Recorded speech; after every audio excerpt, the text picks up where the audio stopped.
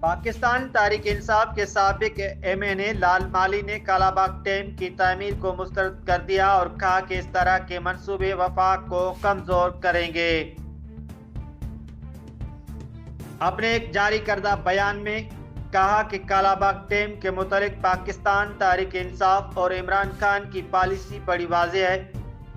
جب تک اتفاق رائے پیدا نہیں ہوتا اور سندھ قبول نہیں کرتا تب تک کالا باغ ڈیم نہیں بنایا جا سکتا۔ انہوں نے مزید کہا کہ اس وقت پاکستان تحریک انصاف میں کالا باغ ڈیم کے متعلق کوئی تجویز زیر غور نہیں۔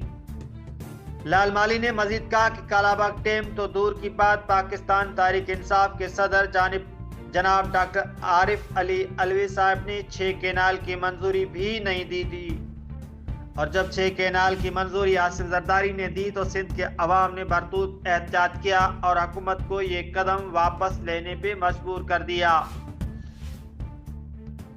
انہوں نے مزید کہا کہ موجودہ حکومت کو عوامی مینڈیٹ نہیں، کالا باغ ڈیم دور کی بات، ان کو گٹر بنانے کی بھی مینڈیٹ نہیں ہے۔ یہ حکومت جان بوجھ کر مردہ ایشوز کو سامنے لانے کی کوشش کرتی ہے تاکہ ملک میں غیر اعلانیہ مارشل، انسانی حقوق کی پامالی، آئین کی پامالی اور عدلیہ کی محکومی اور پردہ ڈالا جا سکے۔